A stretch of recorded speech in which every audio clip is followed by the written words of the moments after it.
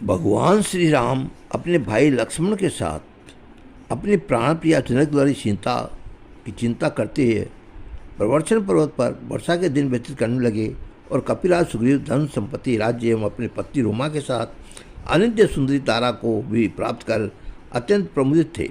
वे निश्चित होकर राज्य के भोगों का उपभोग करने लगे।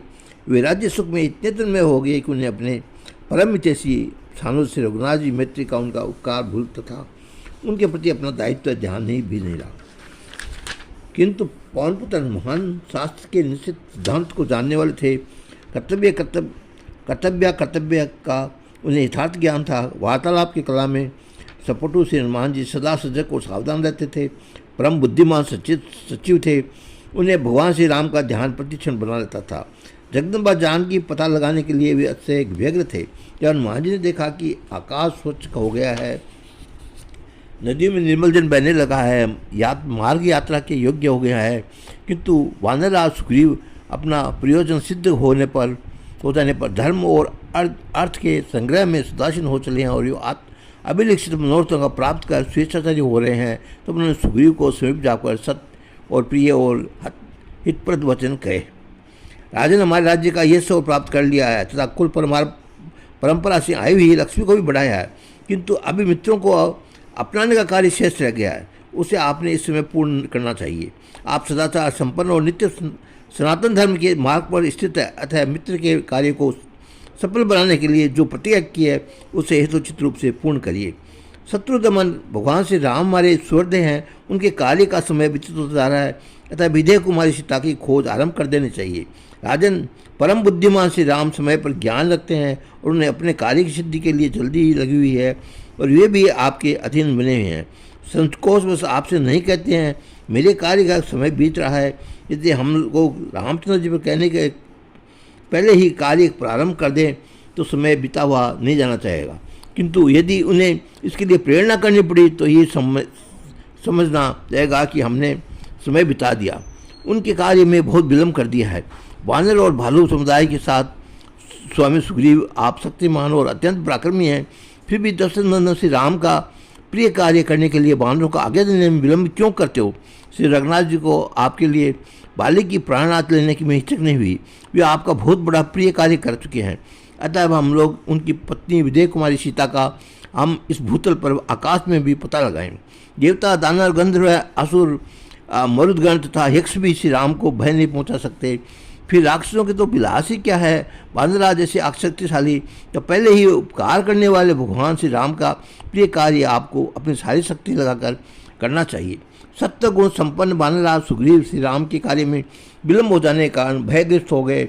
वे सदा ही समीर कुमार परामर्शदाता का आदर करते थे। प्रीतिपूर्वक कर्तव्य की सहप्रेरणा से प्रश्न होकर उन्होंने तुरंत नील नामक वानर वीर को आज्ञा प्रदान की, तुम 15 दिनों के में मेरे समस्त योगी एवं शीघ्रगामी यथुपति को तथा समस्त वीर सैनिकों को मेरे समीप उपस्थित करने को प्रयत्न करो।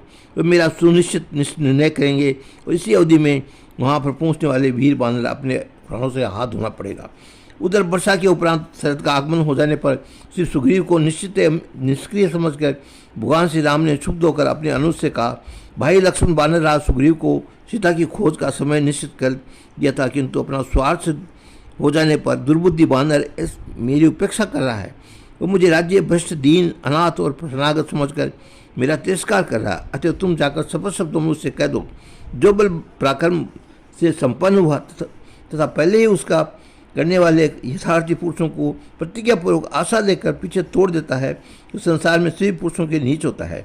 जो अपने मुख से प्रतिज्ञा के रूप में निकले हुए भले या बुरे सभी प्रकार के वचनों को अवश्य पालनीय समझकर सत्य की रक्षा के उद्देश्य से उनका पालन करता है, वही भी समस्त पुरुषों में श्रेष्ठ माना जाता है।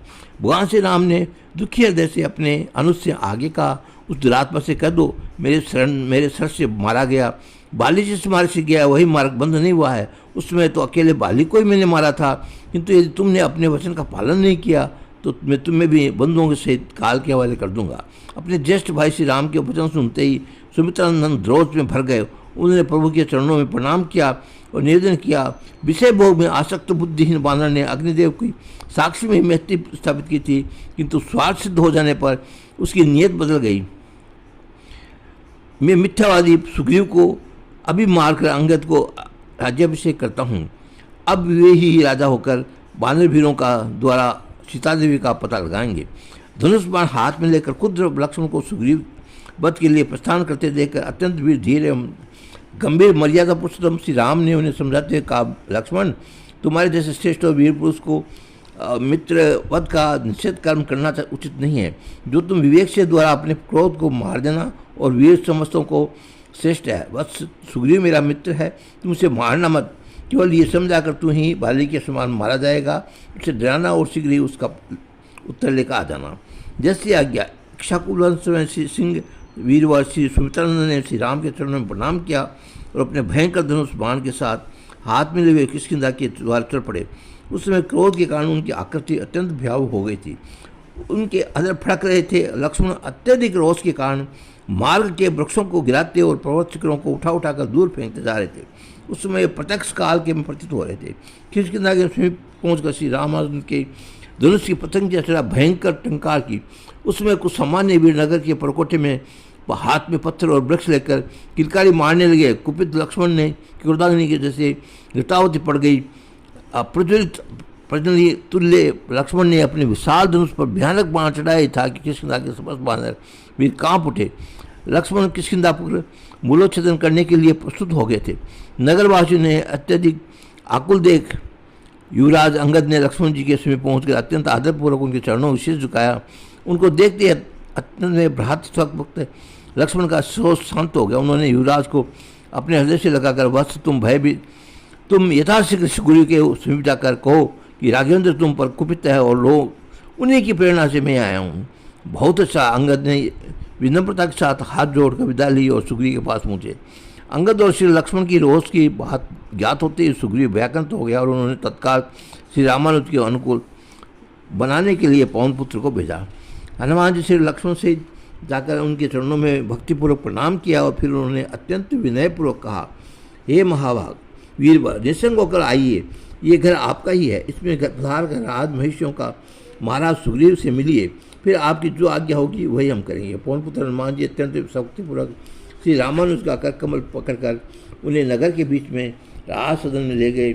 मधुरवाणी तारा ने लक्ष्मण का स्वागत करते हुए कहा कि आपके कार्य के लिए सुग्रीव स्वयं चिंतित है। आप कृपा करके अंतपुर में पधार कर उन्हें अभय दान दे।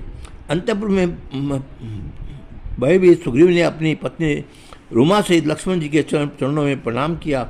वहाँ भी पुत्र लक्ष्मण जी ने नीति विपूर्ण सकारात्मक वचन कहे, महाराज, ये वनराज वीर श्री रामचंद्र जी के आपसे भी अधिक भक्त है। भगवान श्री राम के भक्त के कार्यों में ये रात दिन जागते रहते हैं और ये उसे भूल नहीं करते।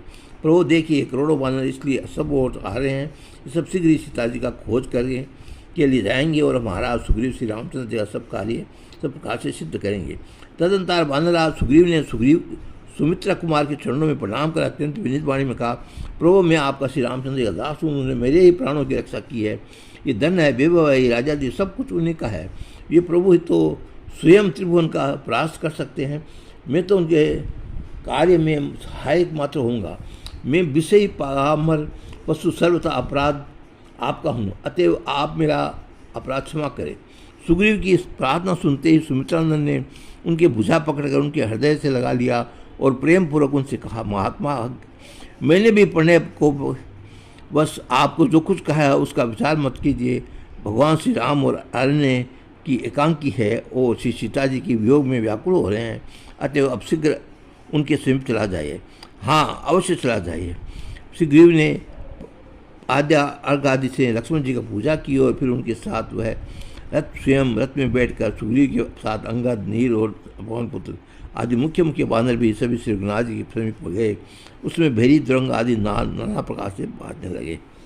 और इसके आगे मैं आपको कथा सुनाऊँ, तब तक जय श्री बाला।